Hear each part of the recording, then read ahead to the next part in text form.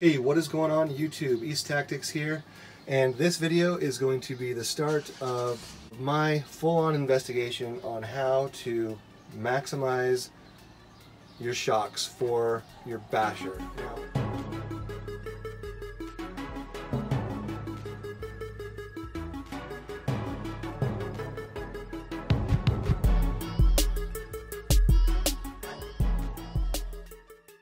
Now, you know I have an ARRMA Kraton 6S, and my number one goal is bashing. Definitely. I'm not super interested in speed runs. I don't really care specifically a ton about being able to like race. Obviously, if I'm on a bash course and I'm racing, I want to maximize, being able to do turns, being able to get grip on, gravel, and be able to, hit jumps and minimize bounce when I hit large air. But I don't find myself racing very often. Granted, I really wish somebody would start a circuit out here where bashers started racing. So, I live in Utah. Maybe I'll have to start one. Anyway, my number one thing I do is I like to hit BMX courses. I like to hit skate parks. I like to just find new areas that have killer jumps, killer terrain, and launch this sucker off of them, and get 15-20 foot air and just bash it. So with that said, I'm going to tune my shocks to a point where my number one goal is that my vehicle is protected and I can minimize bounce, and I can also try to minimize the amount of slap that the vehicle has, especially at like skate parks and things like that, or hard gravel terrain. When you go up really high, you come down and your body slaps against the ground. Now, no matter what, you're going to have slappage. It's just going to happen. My goal for my shocks is to be able to hold your vehicle probably up at about 3 feet and be able to drop it, and maybe it won't slap on the ground. And just again, to reiterate, the slapping on the ground is a normal, expected thing to happen. That's why having like an M2C chassis is just paramount. I will say it again, in my opinion, the M2C chassis is by far the number one upgrade. When you've got this chassis on this vehicle, it just strengthens up. Every single component is tied to your chassis. So that's the number one upgrade. Yeah, it's a little bit expensive. There are a couple of different brands out there, but I still am the most impressed by Mitch at M2C Racing. So if you guys want to, head over there, it's like $130. It maybe has gone up a little bit since then, or maybe even down, who knows. But number one upgrade for the Kraton. Anyway, so I plan on tweaking a couple of different thresholds in the shocks. I'm going to mess with the springs. I'm going to mess with the ring here for how far up and down you have that. And I'm also going to mess with the pistons and the oil inside of the shocks. And I've already got some 100-weight oil on its way. The vehicle comes stock with 80-weight oil in all 4 shocks, which is 1,000 CST. I do believe, yes, 1,000 CST, 80 weight. That's what it comes stock with. I've got some 100-weight on its way. So obviously I want to go up in thickness because I want to be able to, I put a lot of weight on my vehicle with all the different upgrades that are aluminum. My diff houses are all aluminum. The body's aluminum, the shock towers are aluminum, bracers are aluminum, suspension mounts are aluminum. So there's a lot more weight on my vehicle. And the batteries, I mean, come on guys, these batteries weigh a ton. So, you want obviously to go a little bit thicker, in my opinion, now that I've got this extra weight above and beyond the stock weight that it came at. So going lower in oil, no. 100 weight, that's what we're gonna try. The other thing I'm gonna be installing are, as you guys, I think I mentioned this in a previous video, your vehicle actually comes with a bunch of these, and I'm not sure if the lighting is, and the packaging comes with, here we go, 1.3, with a 1.2 and a 1.4. The 1.2 has the smallest holes, which is getting us closer to allowing the vehicle to be dropped from a little bit higher distance and it absorbing the fall. So just to kind of give you guys a quick overview of like why you'd want different holes. I think, you know, when it comes to the smaller, or when it comes to the larger size holes, it allows the whatever oil you have inside of your, you know, shocks to be pushed through at with more ease. So the larger the hole, the more ease that you have, which means the looser your shocks are going to be. And don't get me wrong, having loose shocks has its benefits, especially if you're, you know, if you're flying over like really bumpy terrain. You want your body to stay level and your tires to absorb the bumps. If you've got really stiff shocks, then you're basically going to be bobbling all over the place. So there's definitely a balance in understanding, like, you know, how much of a basher you want and how much of the jump mitigating and landing and cushioning you want versus how smoothly your vehicle, you know, flows over rocky terrain.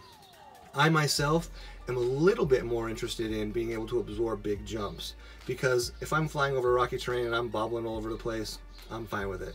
I mean, obviously I want to absorb a good amount. So I do want to find that perfect balance, but for me, I kind of want to lean a little bit more toward being able to like hit big jumps and be able to minimize the amount of damage that my vehicle takes, because the shocks are just absorbing all that just power and force from hitting the ground.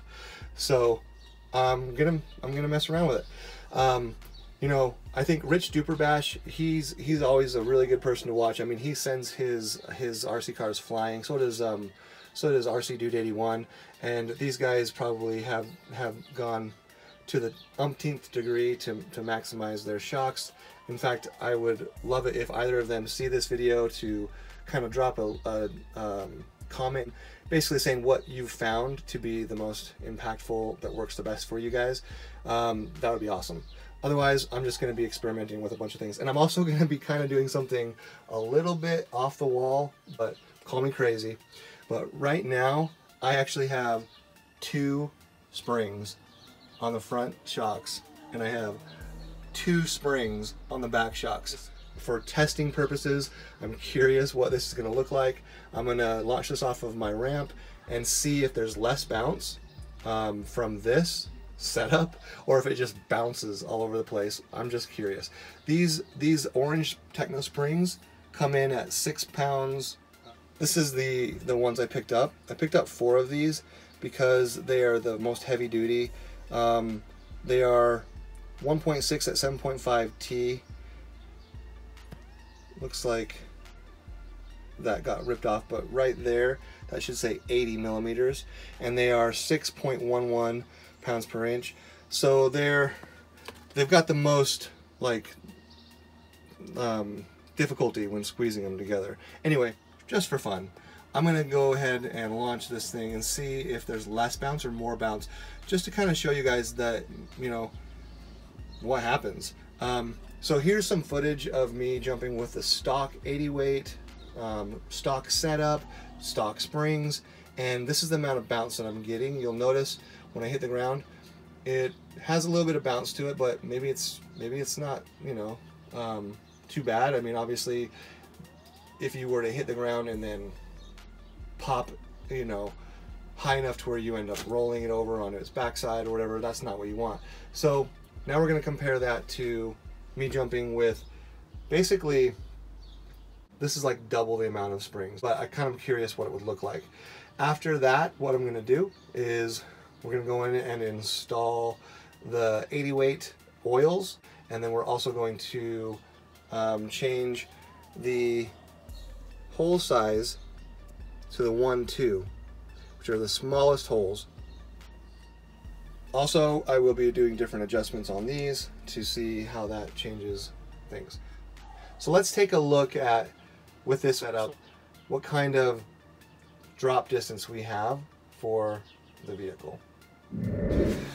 All right, so we got 1 foot,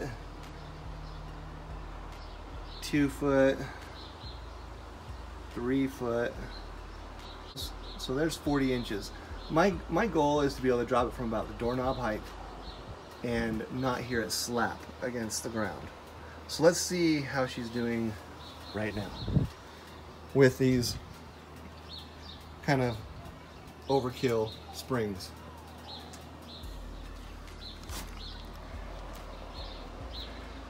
All right.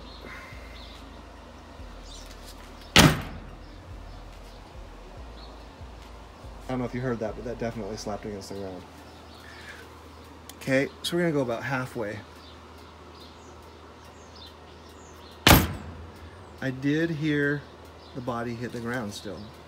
Believe it or not, with these crazy double shocks, it still hits the ground at only about 30 inches off the ground. So, let's try it from 24 inches up.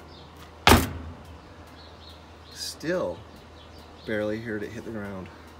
Okay, now let's try it from 18 inches. Nothing. Let's go back up to 20. I think I barely heard it hit the ground. Try one more time.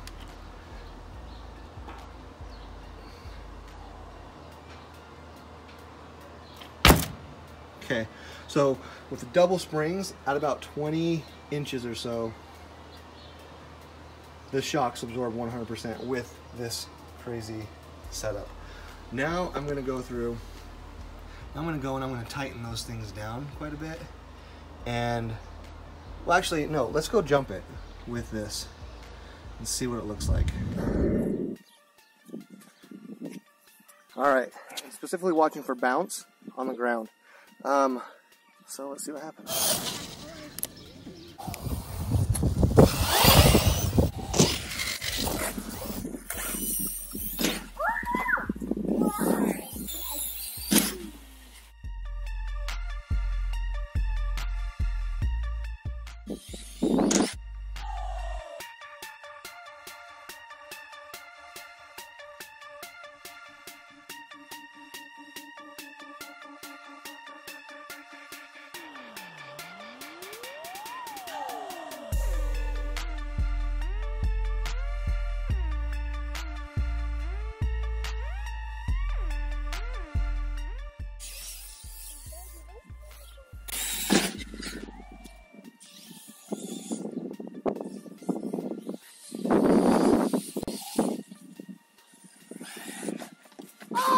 I did that on purpose. Watch out.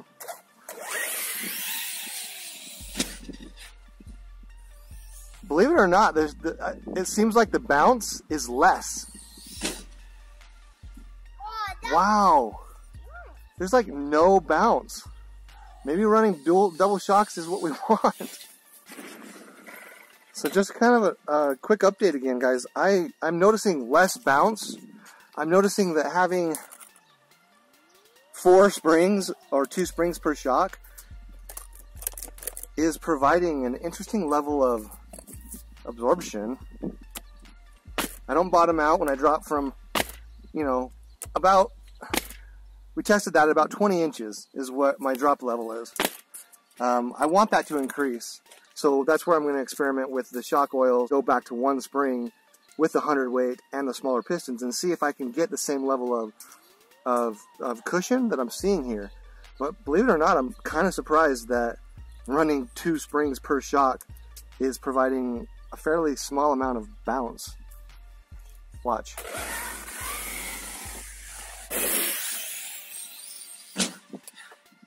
See? Yeah, not very much bounce. With the snap rings in, something I'm looking forward to getting a servo that's being powered by 7.4 volts. See that? Almost no bounce. Awesome,